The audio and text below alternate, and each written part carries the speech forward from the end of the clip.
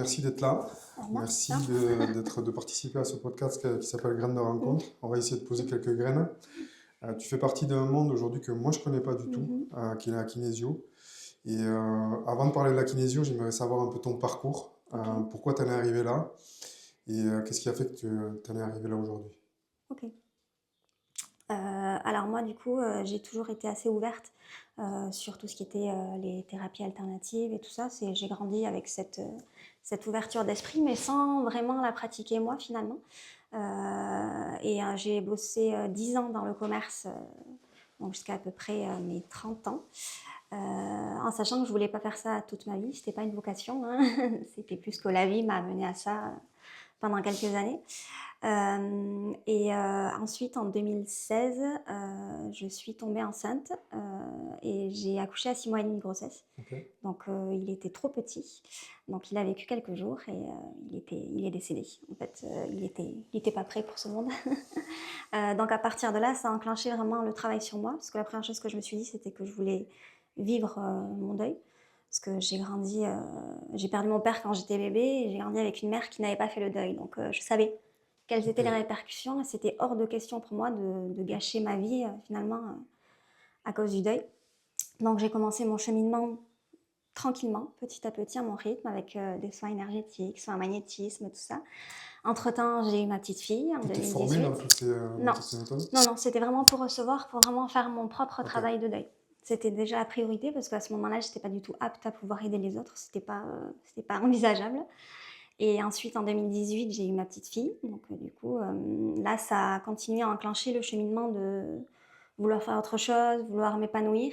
Et aussi l'idée qu'elle ait une maman aussi épanouie, heureuse et qu'elle-même ne vive pas comme si c'était un enfant de remplacement parce que ce n'était absolument pas le cas. Donc, moi, je voulais que le cheminement, il se fasse pour elle et pour moi et pour mon mari pour que vraiment on avance ensemble. Donc, j'ai pris mon temps parce que bon, j'ai aussi expérimenté mes premiers pas dans la maternité. Et ensuite, le confinement est passé par là, Mhm. comme beaucoup de monde. Et là, je me suis dit que c'était fini, le commerce n'était plus possible, j'en pouvais plus aller au boulot, la boule au ventre, tous les jours, me dire que vraiment, je comprenais pas la finalité de mon travail, la finalité de ma journée, ça n'avait plus aucun sens. C'était quoi le déclic? On a été quand le confinement, ouais, quand on a été à la maison et que je me suis rendu compte que je commençais à me retrouver, que j'étais beaucoup moins stressée, beaucoup moins angoissée, je me suis dit bon bah là, il y a quelque chose à faire quand Ok. même. Et donc c'est là que j'ai découvert, on avait déjà parlé de la kinésiologie, et je me suis dit bon allez, je prends un rendez-vous, on verra bien.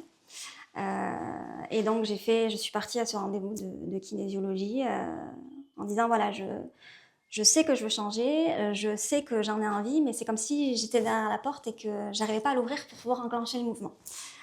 Ok, donc elle m'a fait une séance de kinésiologie. Beaucoup de choses sont ressorties en lien avec mon père, en lien avec mon fils, en lien avec tout ça. 15 jours après, j'étais inscrite en formation pour devenir kinésiologue. Tu peux me parler de ce que tu as vécu pendant ces séances-là? Alors, pendant ces séances-là,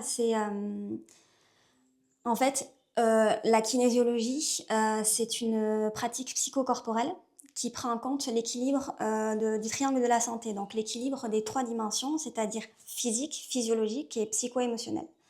En gros, le corps, il enregistre toutes les mémoires, tout ce qu'on a vu, tout ce qu'on a entendu, tous les traumas qui peuvent se passer, tout ce qui a été ressenti, hérité, on les enregistre. C'est vraiment le corps, c'est comme un second ordinateur finalement. Et l'idée, ça va être d'aller voir dans le passé quel trauma, quel schéma de croyance, quel schéma pensé va nous conditionner et nous empêcher, nous aujourd'hui, de pouvoir nous épanouir pleinement Mhm. et donc libérer les blocages, les bagages émotionnels et toutes ces choses-là en fait.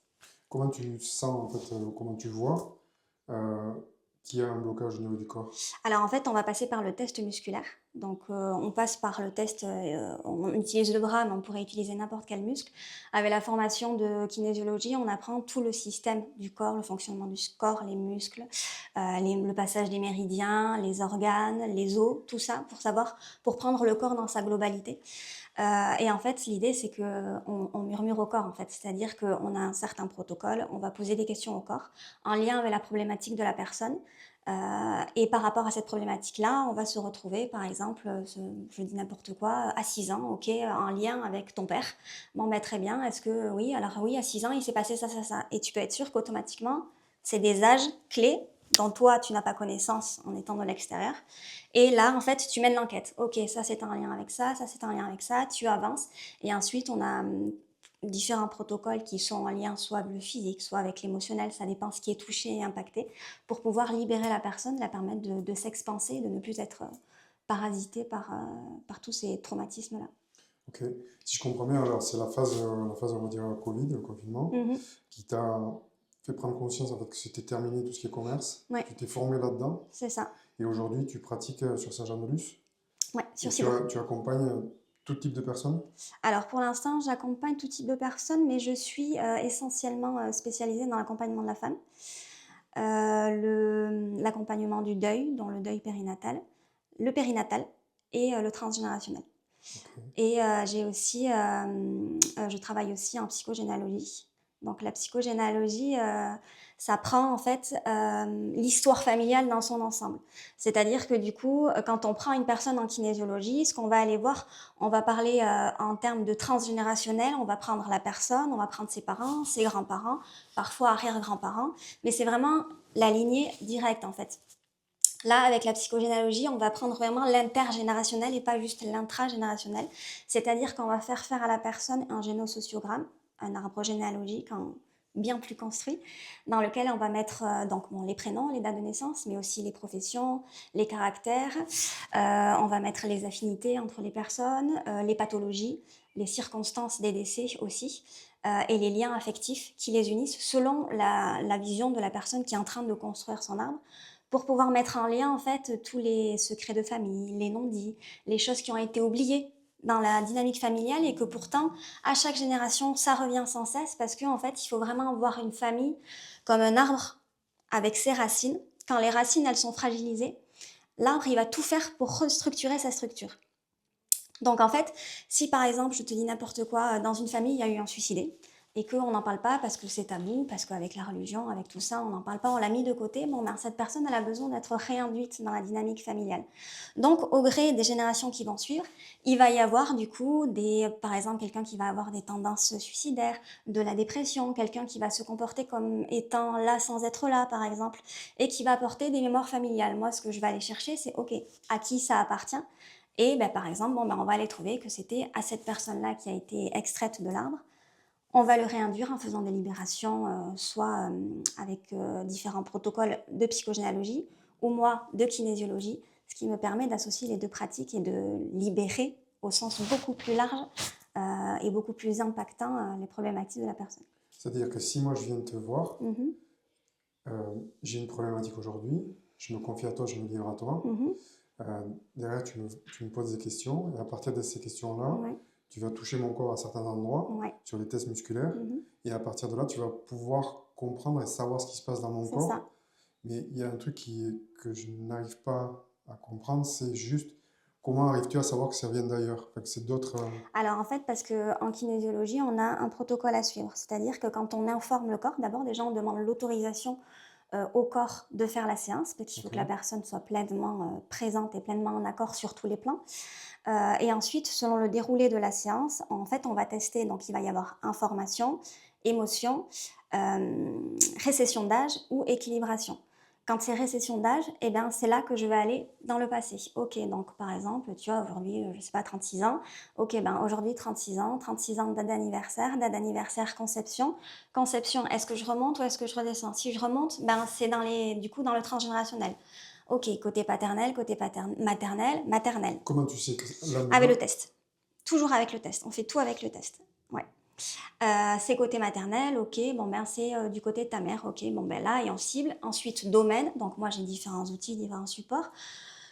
Domaine, ça peut être tout, hein. Ça peut être mariage, ça peut être maternité, ça peut être sexualité, école, apprentissage, croyances, toutes ces choses-là.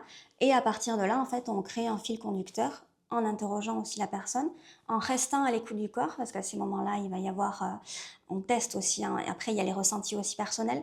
Il va y avoir par exemple, d'un seul coup, maintenant que tu me dis ça, j'ai des tremblements ou je sens plus mes jambes. Ou, ok, qu'est-ce qui se passe à ce moment-là? Est-ce que c'est les jambes? Ok, est-ce que c'est un méridien? Ok, quel méridien? Et là, on va voir quel est le lien du méridien, toutes ces choses-là en fait. On mène toute l'enquête pendant toute la séance et ensuite on libère.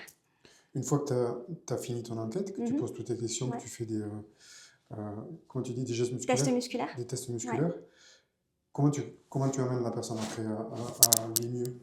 Alors en fait, on a différents protocoles et selon ce qui va ressortir, qu'est-ce que je peux te dire?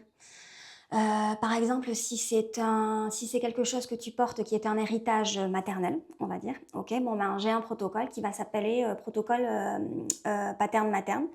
Ce protocole-là, ça va être contacter en fait différents points du méridien. Donc ça va être ici, on va être avec le rat de pancréas et on va être avec les reins. On va contacter ces points-là par rapport à la problématique familiale de cet héritage que l'on porte et on va libérer par le corps. Donc ça peut être contacter des points de méridien, ça peut être exercer certains mouvements, ça peut Quand tu être dis contacter certains méridiens, comment tu alors en contactes? fait, le méridien, si tu veux, il faut imaginer le corps comme une énorme carte routière Ok, qui est parcourue par tous les méridiens. ok, Chaque méridien est un lien avec un organe. ok, Chaque organe est un lien avec une émotion. ok, Donc, à partir de là, si par exemple on est sur les poumons, bon, les poumons c'est la tristesse, ok, on est en lien avec un travail de deuil qui n'a pas été fait, par exemple, ok. À partir de là, selon le méridien, là où il passe, moi je vais contacter les points et ça va me dire, ok, c'est ce point-là, je te dis n'importe quoi, qui en fait avait le test musculaire qui teste faible. C'est-à-dire que le corps, il n'arrive plus à rentrer en résistance parce que c'est un tel stress pour lui, là où on est en ce moment-là, que ce pourrait être un rugbyman de 120 kilos sur la table, si je dois appuyer, il lâchera. Le muscle, il lâche quand il y a un stress dans le corps, en fait.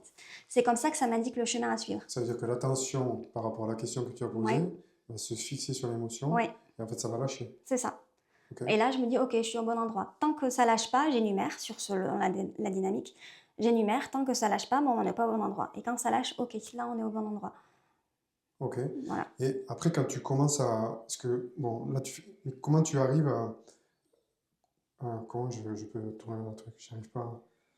Euh, Ma question, en fait, si tu veux, c'est que tu comprends en fait que sur le Mhm, questionnement, il y a un méridien mhm, pour mon rein qui ne va pas bien. Ok, c'est cette partie-là qui va pas bien, ce mhm, méridien-là. mhm. Comment tu commences, comment tu entames en fait le soin pour arriver à apaiser cette partie-là, à soigner cette partie-là. Parce que là, Ouais. tu sais, Mhm. tu as compris que Ouais. Ouais. c'est à ce Ouais. niveau-là. Qu'est-ce que tu mets en place après Et bien, à pour ce commencer à moment-là, soigner? si tu veux, on a toute une liste de protocoles. Les protocoles sont délimités en différentes parties, c'est-à-dire qu'il va y avoir les protocoles génétiques, il va y avoir les protocoles nutritionnels, émotionnels et électriques, c'est-à-dire l'énergie dans le corps. Bon, ben moi je teste. Ok, alors il y a aussi des modes. Donc par exemple, on est sur, donc on va être sur génétique, nutritionnel, émotionnel, ça teste faible. Ok, ma liste d'émotionnels. J'ai 30 protocoles, par exemple, je te dis n'importe quoi, ils sont tous numérotés. Ok, entre 1 à 10, 10 et 20, 10 et 20. Ok, 10, 11, 12, 13. 13. Le numéro 13, ok, c'est cette équilibration-là qu'il faut faire pour le corps. En fait, c'est par rapport à tous les protocoles, tu as un questionnement Ouais. qui t'amène Mm. une réflexion, donc tu trouves ce qui se passe. Mhm. À partir de là, tu reposes Mm. encore des questions par Mm, rapport mm. à un protocole, que ce soit nutrition ou C'est autre ça. chose. Et en fait, à chaque fois, tu poses la question et c'est le Ouais, corps qui parle, qui exactement. indique la Qui direction. m'indique la direction à suivre. C'est jamais moi qui induis, c'est toujours lui. C'est par exemple, ça peut être aussi prendre une information émotionnelle sur une pathologie. Bon, ben, c'est pareil, j'ai des livres par rapport à l'ambiance émotionnelle de chaque pathologie. Ils sont tous numérotés. Bon, ben, ok, entre 1 et 10, 10 et 20, 20, ok. Et à chaque fois, c'est en numérotation. Donc, c'est ce qui permet aussi au thérapeute de rester neutre et de suivre en fait les indications du corps et pas ses propres indications parce que c'est toujours le corps qui sait le mieux de toute façon. C'est nous, on ne fait que suivre finalement les informations à mettre en lumière. Ok. Tout à l'heure, tu parlais beaucoup d'accompagnement au niveau de la femme et surtout au Mhm. niveau du deuil. Et tu pratiques de la même manière? Je pratique de la même manière. Je prends plus de temps quand il s'agit du deuil et dans le deuil périnatal parce que en amont, il faut aussi raconter son histoire. Enfin, en tout cas, moi, je pratique comme ça. Raconter son histoire, pouvoir mettre des mots, savoir où ils en sont aujourd'hui aussi, savoir ce qu'ils attendent. Parce que le deuil, c'est extrêmement impactant et ça peut être très révoltant aussi dans le quotidien. On ne se rend pas compte de l'ampleur que ça peut prendre quand un deuil n'est pas fait. Souvent, les gens pensent à tort qu'ils ont fait le deuil d'une personne Mhm. parce que ben voilà, la personne est décédée, on l'a enterrée, on a fait ce qu'il fallait, bon, on reprend le travail. C'est très occidental, c'est comme ça, c'est bon, ben voilà, on passe à autre chose et on avance. Non, en fait là, on n'a pas fait le deuil, on a cristallisé le deuil. Un deuil, ça se traverse Et pour le traverser, il faut passer par toutes les émotions du deuil. Donc, on les connaît, les émotions du deuil, le déni, la colère, la négociation, la dépression et la dernière étant l'acceptation. Le deuil, ça se fera sur toute une vie. Certains deuils, ils t'impacteront sur toute une vie. Mais l'idée, en fait, si tu veux, c'est de ne plus subir la perte et de ne plus entretenir le lien avec la souffrance et le manque, mais de rétablir la connexion vers le lien d'amour qui nous unissait pour en tirer ressources et pour pouvoir nous permettre de continuer à avancer dans notre propre cheminement, parce qu'on a encore notre propre vie à continuer à vivre. Avec cette ressource-là, la relation avec cette personne nous a appris, nous a impliqué, nous a éduqué, toutes ces choses-là, pour pouvoir en faire quelque chose et le transformer, et en faire quelque chose de beau aussi. Ça peut être aussi en faire quelque chose de beau en notre honneur et en l'honneur aussi de la personne qui est partie. Donc à ce moment-là, moi je prends ce temps-là avec ces personnes-là pour établir déjà où ils en sont au niveau de leur deuil, pour qu'ils comprennent, parce que très souvent on ne sait pas qu'on n'a pas fait le deuil d'une personne, parce que voilà, comme je te dis, on est passé à autre chose. Et puis après, d'un seul coup, on est énervé pour rien parce que la tasse elle est de travers, ça déborde, ou parce que on regarde un pub avec un petit chiot, c'est bon, on explose de rire, on en explose en pleurs, enfin tu vois, et on se dit mais j'étais pas comme ça avant. Ouais, mais en fait ces émotions elles ressortent quand tu es en train de lâcher prise justement, ou quand ça déborde. Et très souvent, c'est un lien avec un deuil qui n'est pas fait. Donc à ce moment-là, on met les mots sur la perte, on met les mots sur le manque, sur la manière dont c'est vécu. Et à partir de là, on va aller traverser les différentes émotions. Les étapes du deuil, elles ne sont pas linéaires, elles n'ont pas un ordre défini pour chaque personne. C'est vraiment propre à chaque personne. On peut parfois sauter certaines étapes, ça dépend aussi de la manière dont la personne est partie. Quand parfois on savait, on était préparé, ça permet d'avancer plus facilement aussi. Mais l'idée, ça va être voilà, de traverser ces étapes-là pour vivre plus légèrement et plus sereinement cette perte. Tu as d'autres pratiques pour les accompagner que la kinésio? Alors du coup, j'utilise la kinésio, j'utilise la psychogénéalogie aussi, parce qu'il y a aussi... il faut savoir qu'en fait, un deuil, quand il y a des deuils qui ne sont pas faits et qu'un nouveau deuil arrive, ça réactive les anciens deuils. Donc en fait, c'est comme si ça s'empilait. Je vais te donner un exemple. Par exemple, tu sais, il y a des gens qui disent je suis partie à l'enterrement du voisin, je le connaissais après, mais je sais pas, j'ai pleuré. En fait, ça n'avait rien à voir avec ce voisin-là. C'est plus que ça a réactivé la perte et les émotions qui étaient en lien avec un proche que l'on a perdu. Donc, quand je te dis ça se réactive, c'est parce qu'à ce moment-là, ok, ça réveille toutes ces émotions parce que c'est le moment où on les laisse s'ouvrir et où on leur laisse un peu de place. Donc, ça va être...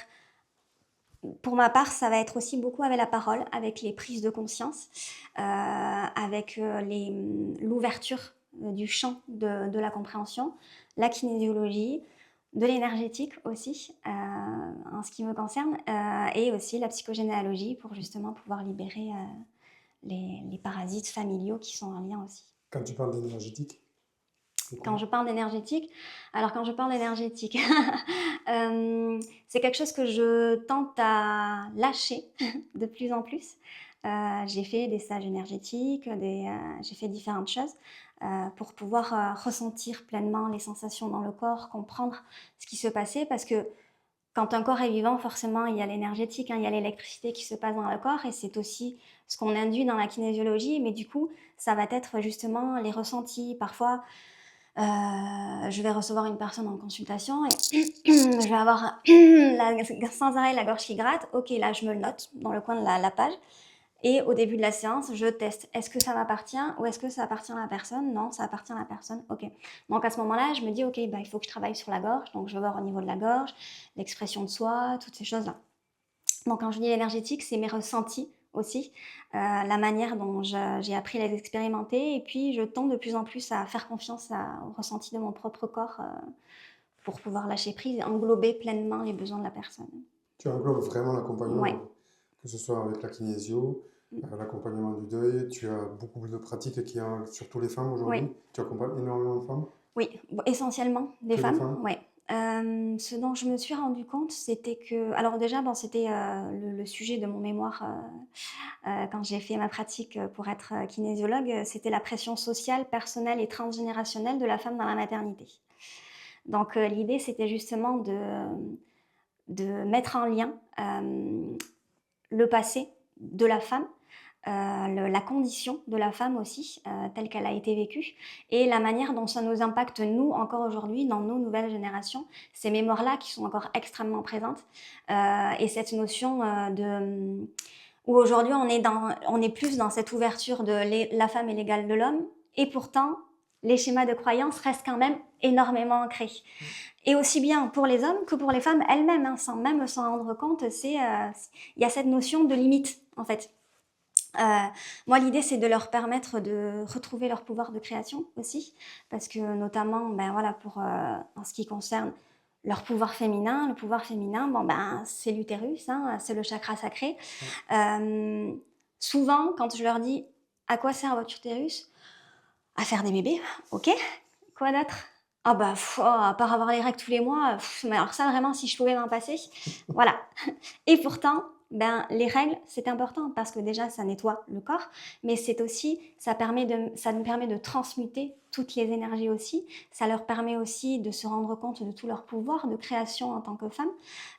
Dans la création, on entend vraiment un pouvoir illimité. C'est justement, ce n'est pas que faire des bébés. C'est aussi imaginer, c'est aussi créer, c'est aussi projeter et faire des choix qui sont alignés avec la femme qu'elles sont aussi, pas les conditionnements qu'on a pu leur donner ou les limites qu'on a pu leur donner. Donc c'est réouvrir le champ et réinstaurer aussi que ce n'est pas que pour avoir des bébés ou, ou des règles tous les mois qu'on a ce pouvoir de création-là. J'aimerais juste revenir en arrière sur une période de ta vie où tu as eu ce déclic-là, Ouais. d'aller un peu approfondir ce moment-là. C'est un sujet qui m'intéresse parce que tu as fait 10 années dans le commerce. Mhm. Il y a eu cette période Covid qu'on a tous vécu. Mhm. Et en fait, ça a été un déclic. Mhm. Quelle a été la subtilité de ce déclic, la profondeur de ce déclic? Le deuil périnatal. Le deuil périnatal en premier. Pour moi, le deuil périnatal, en fait, le travail que j'ai fait pour pouvoir travailler mon deuil par rapport à mon fils, qui a été extrêmement intense, parce qu'il faut savoir quand on fait la formation de kinésio, donc c'est sur 2 ans, et on travaille les uns sur les autres pour pouvoir justement expérimenter avant d'être avec des personnes en cabinet, ce qui fait qu'on travaille énormément sur soi. Et ça m'a fait énormément travailler, énormément libérer beaucoup de choses. Et c'est après que je me suis rendu compte que le déclic et le changement en fait. Sur l'instant, avec le deuil périnatal, bon, clairement, tu es dans une machine à laver, hein, c'est encore une machine à laver, vraiment, c'est très doux comme comparaison. Mais en fait, pour moi, jusque-là, la vie, c'était forcément compliqué, c'était forcément dur, c'était forcément à endurer. Tout était difficile, tout était une lutte, tout était un combat, enfin, c'était vraiment... Ensuite, bon, le deuil est arrivé, là, je me suis dit, finalement, c'était peut-être pas si terrible.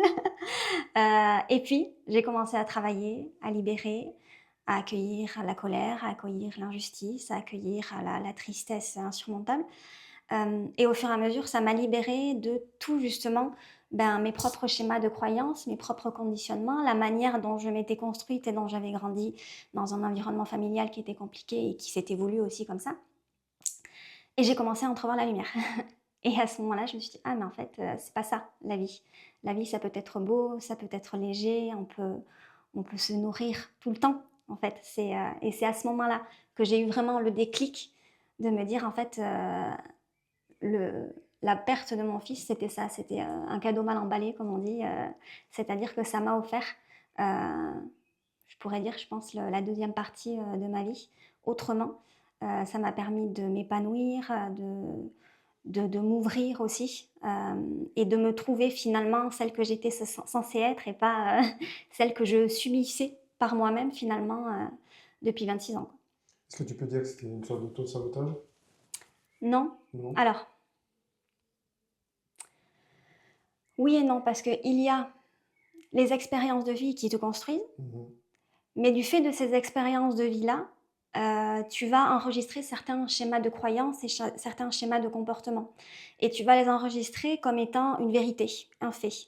Et à ce moment-là, ça peut devenir de l'auto-sabotage parce que Ben, en fait, c'est très simple, hein. C'est quelque chose que je dis souvent à ma fille, sur les choses: «Je suis bête, je vais pas y arriver». Bon, ben, si je me dis tout le temps: «Je suis bête, je suis bête, je suis bête», bon, ben, mon cerveau, il va enregistrer que je suis bête.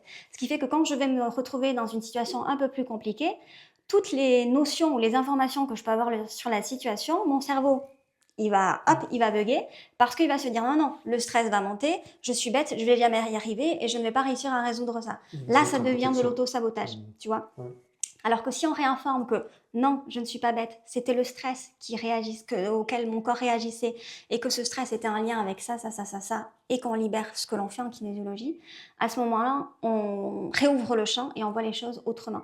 C'est-à-dire que si tu veux, quand on a certains schémas de croyance ou certains schémas d'auto-sabotage, c'est-à-dire que c'est comme si tu avais 10 portes en face de toi et que tu prenais toujours la Toujours la même. même Tu porte. prends toujours la même, toujours la même. Pourquoi? Parce que tu sais que cette porte ne te convient pas et que tu en as marre de prendre cette Tu la porte-là, connais. mais tu la connais et ça te donne un tant soit peu de confiance pour y aller. L'idée, ça va être ce que je fais en kinésiologie, c'est-à-dire réouvrir le champ, à savoir, ok, cette porte, je la connais, je sais faire, j'ai plus envie de ça, mais j'ai appris de cette porte-là, donc grâce à cet enseignement, bon, ben, je vais aller expérimenter les autres portes. Et même si j'ai peur, bon, ben, ok, j'y vais. On prend un rendez-vous. On peut. Je peux te faire un câlin pour la fin de ce podcast? Merci beaucoup. Merci Marie. Ouais, écoute.